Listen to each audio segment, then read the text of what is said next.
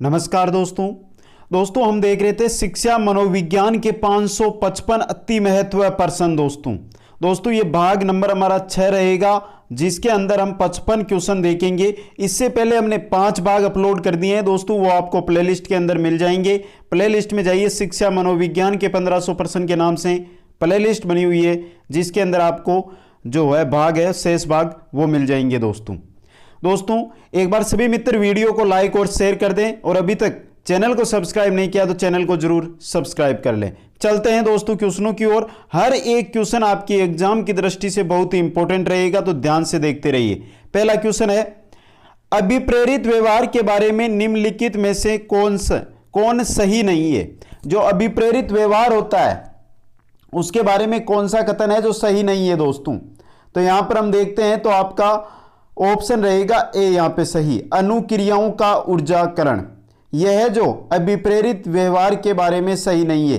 बाकी ऑप्शन देखते हैं, व्यवहारात्मक शक्ति एवं कुशलता, व्यवहार की दिशा, अनुक्रियाओं का सहचर्य, ये सभी कथन है जो अभिप्रेरित व्यवहार के बारे में सही है दोस्तों।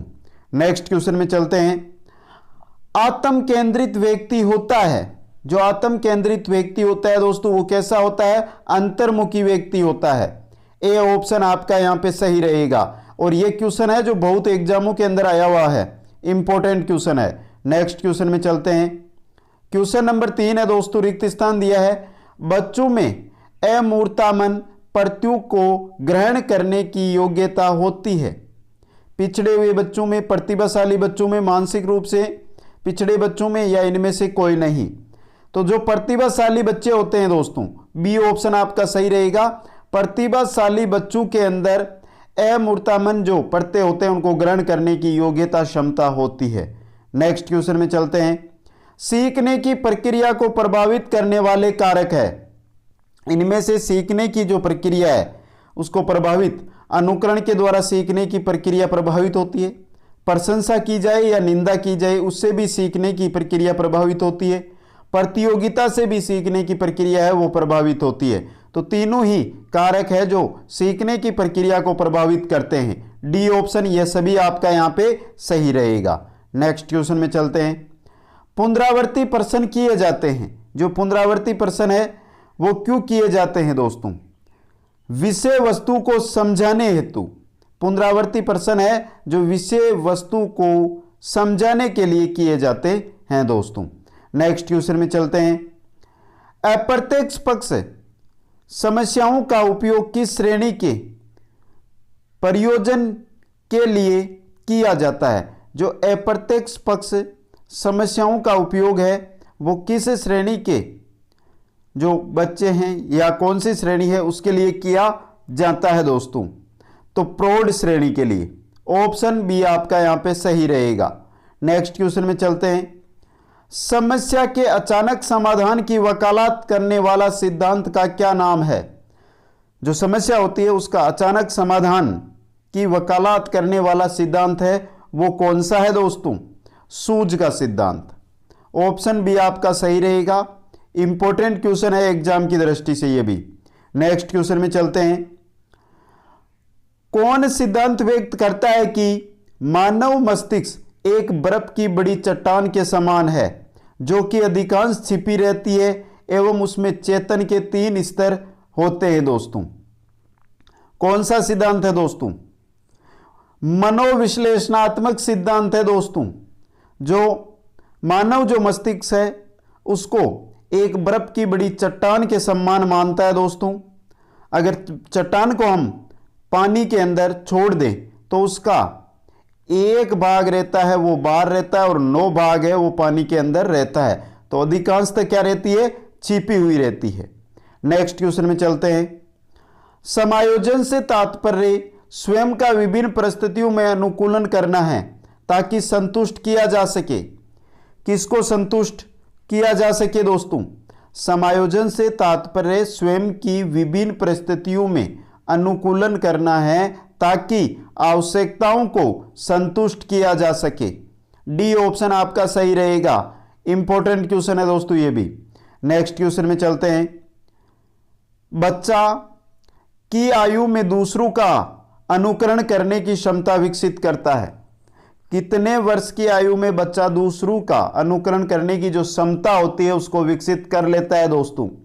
3 वर्ष का बच्चा दोस्तों, बच्चा जो 3 वर्ष की आयु है उसमें दूसरों के अनुकरण करने की क्षमता को विकसित करता है। नेक्स्ट क्वेश्चन में चलते हैं। रिक्त स्थान दिया है कि अवस्था में बच्चा अपने साथियों के समूह का सक्रिय सदस्य बन जाता है। कौन सी है दोस्तों? किशोरावस्था। किशोरावस्था के अंदर जो बच्चा होता है दोस्तों वो अपने साथियों का जो समूह होता है उसका सक्रिय सदस्य बन जाता है। इंपॉर्टेंट क्वेश्चन है और बहुत एग्जामों में आया हुआ है ये भी। नेक्स्ट क्वेश्चन में चलते हैं। निम्न में से कौन सा व्यवहार भावनात्मक बाधा को प्रदर्शित नहीं करता है? भावनात्मक बाधा को प्रदर्शित नहीं करने वाला व्यवहार कौन सा है दोस्तों? बाल अपराध, कमजोरों को डराने वाला, स्वालीनता, भगोड़ापन। सी ऑप्शन आपका सही रहेगा। स्वालीनता है जो भावनात्मक बाधा को प्रदर्शित नहीं करता है। नेक्स्ट क्वेश्चन में चलते हैं। निःशक्त बालकों की शिक्षा के लिए प्रावधान किया जा सकता है किसका? समावेशित शिक्षा द्वारा। जो निःशक्त बालक है उनकी शिक्षा के लिए प्रावधान समावेशित शिक्षा के द्वारा किया जा सकता है। इंपॉर्टेंट क्वेश्चन है दोस्तों ये भी। नेक्स्ट क्वेश्चन में चलते हैं। संवेदन ज्ञान की पहली पीढ़ी है, यह कथन है मानसिक विकास का, भाषा के विकास का, ध्यान के विकास का, शारीरिक विकास का। संवेदन ज्ञान की पहली पीढ़ी है, यह कथन मानसिक विकास का है दोस्तों। ए ऑप्शन आपका यहां पे सही रहेगा। नेक्स्ट क्वेश्चन में चलते हैं। निम्नलिखित में से कौन सा बल विकास का सिद्धांत नहीं है? देखिए ऑप्शन। परिपक्वता और अनुभव की बातचीत के सभी विकास के परिणाम एक से होने चाहिए। सभी विकास और अधिगम एक समान दर से आगे बढ़े। सही है दोस्तों। ऑप्शन बी आपका यहां पे सही रहेगा। कौन सा बल है जो विकास का सिद्धांत नहीं है? विकास और अधिगम के बारे में, तो विकास और अधिगम एक समान दर से आगे नहीं बढ़ते हैं दोस्तों। नेक्स्ट क्वेश्चन में चलते हैं।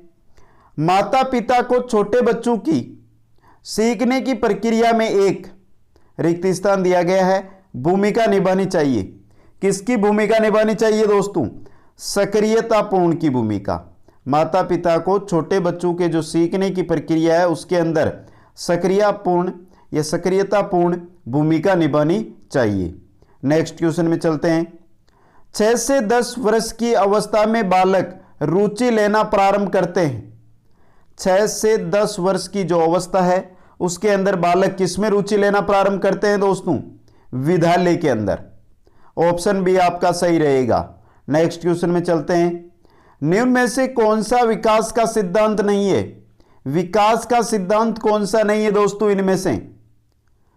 तो दोस्तों समान प्रतिमान का सिद्धांत होता है, परस्पर संबंध का सिद्धांत होता है, निरंतर विकास का सिद्धांत होता है, अनुकूलित प्रत्यावर्तन का सिद्धांत नहीं है दोस्तों। तो ऑप्शन ए आपका सही रहेगा।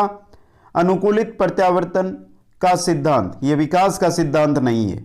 नेक्स्ट क्वेश्चन में चलते हैं। उपलब्धि अभिप्रेरक के संबंध में निम्न में से कौन सा कथन सही है? जो उपलब्धि अभिप्रेरक है उसके बारे में कौन सा कथन है जो सही है? देखते हैं। उपलब्धि अभिप्रेरक जीवित रहने के लिए आवश्यक है। सही बात है दोस्तों ये। यदि व्यक्तिगत क्षमताओं की संतुष्टि महत्वपूर्ण है तो उपलब्धि अभिप्रेरक को विकास प्रेरक कहा जा सकता है। यह भी सही है। यदि व्यक्तिगत क्षमताओं की जो संतुष्टि है वो महत्वपूर्ण है तो उपलब्धि जो अभिप्रेरक है उसको विकास प्रेरक कहा जा सकता है। यदि व्यक्तियों के मध्य प्रतियोगिता पर बल है तो उपलब्धि अभिप्रेरक को सामाजिक अभिप्रेरक कहा जा सकता है। यह भी सही है दोस्तों। तो तीनों के तीनों कथन यहां पे सही है। डी ऑप्शन उपयुक्त सभी आपका सही रहेगा। नेक्स्ट क्वेश्चन में चलते हैं। विविध प्रकार की सामाजिक, आर्थिक और सांस्कृतिक पृष्ठभूमि के बच्चों से युक्त कक्षा सभी विद्यार्थियों के अधिगम अनुभवों को बढ़ाती है। यह कथन है, कैसा कथन है दोस्तों? सही कथन है, क्योंकि बच्चे अपने साथियों से अनेक कौशल सीखते हैं। सामाजिक कौशल सीखते हैं अनेक प्रकार के आर्थिक कौशल सीखते हैं, अनेक प्रकार के सांस्कृतिक कौशल है वो बच्चे सीखते हैं। बी ऑप्शन सही रहेगा। नेक्स्ट क्वेश्चन में चलते हैं। अध्यापक को यह सुनिश्चित करना चाहिए कि उसकी कक्षा में सभी शिक्षार्थी अपने आप को स्वीकृत और सम्मानित समझे। इसके लिए शिक्षक को चाहिए कि वह क्या करे, अपने छात्रों के सामाजिक और सांस्कृतिक पृष्ठभूमि को जाने और कक्षा में विविध मतों को प्रोत्साहित करने की कोशिश करें। बी ऑप्शन आपका यहां पे क्या रहेगा, सही रहेगा। नेक्स्ट क्वेश्चन में चलते हैं। क्वेश्चन नंबर 22 है, व्यक्तित्व की विशेषता किस रूप में बताई जा सकती है? शारीरिक विशेषताओं का समुच्चय, मनोवृत्तियों और शील गुणों का समुच्चय, परिस्थितियों के प्रति प्रतिक्रिया करने की समुच्चय शैली। तो दोस्तों बात हो रही है व्यक्तित्व की जो विशेषताएं हैं वो तीनों रूप में बताई जा सकती है। उपयुक्त सभी, डी ऑप्शन आपका सही रहेगा। नेक्स्ट क्वेश्चन में चलते हैं। बुद्धि के एकल कारण या एक तत्व सिद्धांत के प्रतिपादक थे? एक तत्व सिद्धांत के प्रतिपादक बीने थे दोस्तों। ऑप्शन सी आपका सही रहेगा। नेक्स्ट क्वेश्चन में चलते हैं। एक शोधकर्ता के रूप में आप निम्नलिखित में से कौन से शीर्षक को अनुसंधान प्रस्ताव में सम्मिलित नहीं करेंगे? आप एक शोधकर्ता है तो शीर्षक को, कौन से शीर्षक को अनुसंधान प्रस्ताव के रूप में सम्मिलित नहीं करेंगे दोस्तों? देखते हैं ऑप्शन। अनुसंधान समस्या की पृष्ठभूमि सम्मिलित करेंगे, अनुसंधान के उपकरणों को शामिल करेंगे, अनुसंधान के लिए मूल विस्तृत व्याख्या सम्मिलित नहीं करेंगे, अनुसंधान की परिकल्पनाएं सम्मिलित करेंगे। तो सी ऑप्शन आपका यहां पे सही हो गया। नेक्स्ट क्वेश्चन में चलते हैं। विकास को प्रभावित करने वाला वातावरणीय कारक निम्न में से कौन सा नहीं है? कौन सा है जो विकास को प्रभावित करने वाला वातावरणीय कारक नहीं है दोस्तों? देखते हैं ऑप्शन। शिक्षा की गुणवत्ता है, शारीरिक गठन नहीं है, पोषक आहार की गुणवत्ता यह भी है और संस्कृति भी है। तो बी ऑप्शन जो विकास को प्रभावित करने वाले वातावरणीय कारक है उनमें से नहीं है दोस्तों। बी ऑप्शन सही रहेगा। नेक्स्ट क्वेश्चन में चलते हैं। चिंतन क्या है? प्रतीकों का प्रयोग, भाषा का प्रयोग, प्रत्यक्षिक प्रक्रिया या संप्रति अधिगम? जो चिंतन होता है दोस्तों वो होता है प्रतीकों का प्रयोग। ऑप्शन ए आपका यहां पे सही रहेगा। नेक्स्ट क्वेश्चन में चलते हैं। रिक्त स्थान छात्र में रुचि उत्पन्न करने की कला है। छात्र में प्रेरणा, छात्र में रुचि उत्पन्न करने की कला होती है। डी ऑप्शन आपका यहां पे सही रहेगा दोस्तों। नेक्स्ट क्वेश्चन में चलते हैं। निम्न में से कौन सा पिछड़ेपन का कारण नहीं है? इनमें से पिछड़ेपन का कारण कौन सा नहीं है मित्रों? विशिष्ट पिछड़ापन, शारीरिक दोष, सामान्य बुद्धि का अभाव या स्वस्थ वातावरण? पिछड़ेपन की बात हो रही है तो ये तीनों ही पिछड़ेपन के कारण है, लेकिन स्वस्थ वातावरण है जो पिछड़ेपन का कारण नहीं है। डी ऑप्शन आपका सही रहेगा। नेक्स्ट क्वेश्चन में चलते हैं। आपको अपनी कक्षा में 2 मंद बुद्धि बच्चों को बैठाने के लिए बोला गया है तो आप क्या करेंगे? क्या करेंगे? उन्हें अपने विद्यार्थियों के रूप में ग्रहण करने से इनकार करेंगे? ऐसा तो नहीं कर सकते आप। प्रधानाध्यापक को उन्हें किसी और कक्षा में जो कि मंदबुद्धि बालकों के लिए विशेष रूप से चिन्हित है में बैठाने के लिए बोलेंगे? यह भी नहीं कर सकते आप, क्योंकि आपको बोला गया है कि आप अपनी कक्षा में बैठाइए। ऐसे विद्यार्थियों को सिखाने के या सीखने की तकनीक सीखेंगे। जो मंदबुद्धि बालक है उनको सिखाना है तो उनको सिखाने के लिए जो तकनीक है उसको आप सीखेंगे। तो ये सही है दोस्तों। सी ऑप्शन आपका यहां पे क्या हो गया? सही हो गया। नेक्स्ट क्वेश्चन में चलते हैं। सीखने की वह अवधि जब सीखने की प्रक्रिया में कोई उन्नति नहीं होती है कहलाती है? इंपॉर्टेंट है दोस्तों। क्या कहलाती है? सीखने का पठार। दोस्तों अधिगम पठार नाम से टॉपिक है और उसके क्वेश्चन भी मैंने 1 या 2 दिन पहले अपलोड किए थे। अधिगम पठार से रिलेटेड जो भी क्वेश्चन आज तक एग्जाम में आए हुए हैं तो आप वीडियो में जाकर वो क्वेश्चन एक बार जरूर देख लें। नेक्स्ट क्वेश्चन में चलते हैं। निम्न में से कौन सा सीखने के मुख्य नियमों से में शामिल नहीं है? कौन सा है जो सीखने के मुख्य नियमों में शामिल नहीं है? तत्परता का नियम शामिल है, अभ्यास का नियम शामिल है, बहु अनुक्रिया का नियम मुख्य नियमों में शामिल नहीं है, और प्रभाव का नियम शामिल है। तो सी ऑप्शन आपका सही रहेगा। बहु अनुक्रिया का नियम सीखने के मुख्य नियमों में शामिल नहीं है। नेक्स्ट क्वेश्चन में चलते हैं। कुछ लोगों का कहना है कि जब बालकों को गुस्सा आता है तो वे खेलने के लिए चले जाते हैं, जब तक कि पहले से अच्छा महसूस नहीं करते। उनके व्यवहार में निम्न में से कौन सा प्रतिरक्षा तंत्र प्रतिलक्षित होता है? कुछ लोग कहते हैं कि जब बालकों को गुस्सा आता है तो वो क्या है, खेलने के लिए चले जाते हैं, और तब तक खेलते हैं जब तक वो अपने पहले से अच्छा महसूस नहीं करते हैं। तो यहां पर कौन सा प्रतिरक्षा तंत्र है वो आपको दिखाई दे रहा है दोस्तों, विस्थापन वाला। ऑप्शन बी आपका यहां पे सही रहेगा। नेक्स्ट क्वेश्चन में चलते हैं। 12 वर्ष से 16 वर्ष के बच्चों के लिए हिंदी में डॉक्टर एस जलोटा ने कौन सा परीक्षण प्रतिपादित किया था? 12 वर्ष से 16 वर्ष के बच्चों के लिए डॉक्टर एस जलोटा ने कौन सा परीक्षण प्रतिपादित किया था दोस्तों? अशाब्दिक बुद्धि परीक्षण। ऑप्शन ए आपका यहां पे सही रहेगा। नेक्स्ट क्वेश्चन में चलते हैं। निम्न में सर्वोत्तम कथन कौन सा है? एक अच्छा अध्यापक अध्यापन के लिए व्याख्यान विधि का प्रयोग करता है, सदैव प्रदर्शन के माध्यम से सिखाता है, विद्यार्थियों को सदैव सीखने के लिए प्रेरित करता है, विद्यार्थियों को सदैव अनुशासन में रखता है। सी ऑप्शन सही रहेगा। सर्वोत्तम कथन पूछा है एक अध्यापक का, तो विद्यार्थियों को सदैव सीखने के लिए प्रेरित करता है। नेक्स्ट क्वेश्चन में चलते हैं। मानसिक रूप से स्वस्थ अध्यापक की विशेषता क्या है? जो मानसिक रूप से स्वस्थ है उस अध्यापक की क्या विशेषता होती है दोस्तों? वह संवेदनात्मक रूप से संतुलित हो। पहला ही ऑप्शन आपका सही हो गया है दोस्तों। ऑप्शन ए आपका यहां पे सही रहेगा। नेक्स्ट क्वेश्चन में चलते हैं।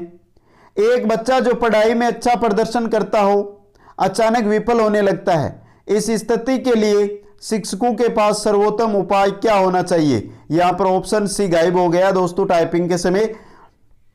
तो यहां पे पूछा क्या है कि एक बच्चा जो पढ़ाई में अच्छा प्रदर्शन करता हो अचानक विफल होने लगता है, तो इस स्थिति के लिए शिक्षकों के पास सर्वोत्तम उपाय क्या होना चाहिए? उसकी अनुपलब्धि का कारण खोजे दोस्तों।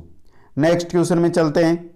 गुमंतु बालकों की प्रमुख समस्या क्या है? जो गुमंतु बालक है उनकी प्रमुख समस्या स्थायी रूप से न रहना।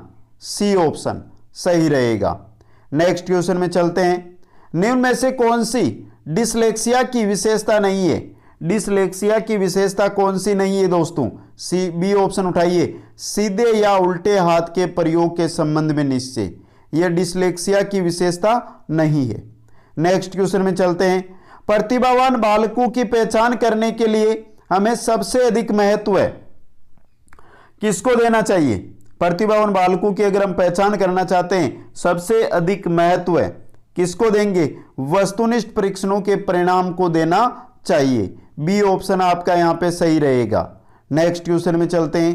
निम्न में से कौन सा तनाव को कम करने का अप्रत्यक्ष ढंग है?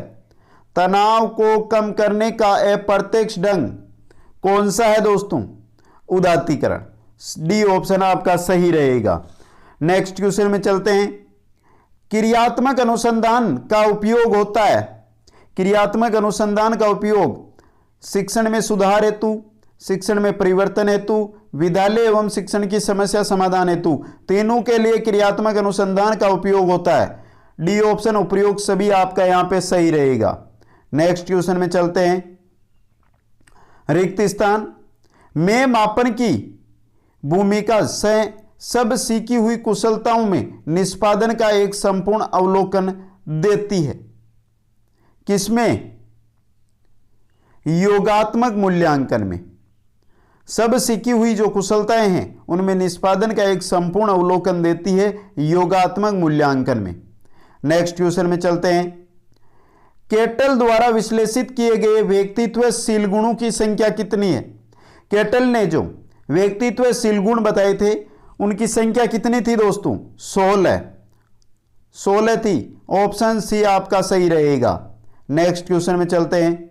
नई परिस्थितियों में समायोजन की योग्यता ही बुद्धि है, यह कथन किसका है? नई परिस्थितियों में समायोजन की योग्यता ही बुद्धि है, यह कथन किसका है दोस्तों? स्टर्न का है। ऑप्शन ए आपका सही रहेगा। नेक्स्ट क्वेश्चन में चलते हैं। कौन सा अभिप्रेरित करने हेतु उचित नहीं है? इनमें से कौन सा है जो अभिप्रेरित करने हेतु उचित नहीं है दोस्तों? परिणाम या प्रगति का ज्ञान, प्रशंसा या निंदा का प्रयोग, प्रतिस्पर्धा एवं सहयोग की भावना, दंड का प्रयोग। तो अभिप्रेरित करने हेतु उचित कौन सा नहीं है? दंड का प्रयोग। डी ऑप्शन आपका सही रहेगा। नेक्स्ट क्वेश्चन में चलते हैं। प्रतिभाशाली बालक, यहां पे प्रतिभाशाली है, प्रतिभाशाली बालक कम समय में ही अभिप्रेरण का अनुसरण करते हैं। डी ऑप्शन आपका सही रहेगा। जो प्रतिभाशाली बालक है वो कम समय में ही अभिसरण का अनुसरण करते हैं। नेक्स्ट क्वेश्चन में चलते हैं। अपने ऊर्जा बल को बाहर की ओर अभिव्यक्त करने वाले व्यक्ति का प्रकार होता है। ऊर्जा बल को बाहर की ओर अभिव्यक्त करने वाले व्यक्ति का प्रकार होता है बहिर्मुखी व्यक्तित्व वाला। ऑप्शन सी सही रहेगा। नेक्स्ट क्वेश्चन में चलते हैं। मूल्यांकन से अभिप्राय है, मूल्यांकन से अभिप्राय क्या होता है दोस्तों? छात्रों के अधिगम की सफलता व असफलता का अध्ययन करना, यह मूल्यांकन का अभिप्राय होता है, मूल्यांकन का मतलब होता है दोस्तों। सी ऑप्शन सही रहेगा। नेक्स्ट क्वेश्चन में चलते हैं। कक्षा में लिंग रूढ़िबद्धता से बचने के लिए एक शिक्षक को चाहिए कि वे लड़के और लड़कियों दोनों को गैर पारंपरिक भूमिकाओं में रखने की कोशिश करें। ए ऑप्शन सही रहेगा यहां पे। नेक्स्ट क्वेश्चन में चलते हैं। एक शिक्षिका अपने कक्षा में विविधता में संबोधित कर सकती है। विविधता में एक शिक्षिका है जो कक्षा के अंदर विविधता में संबोधित कर सकती है, भिन्नताओं को स्वीकार करके और उसे महत्व देकर वो विविधता के अंदर संबोधित कर सकती है। एक नंबर ऑप्शन सही रहेगा। नेक्स्ट क्वेश्चन में चलते हैं।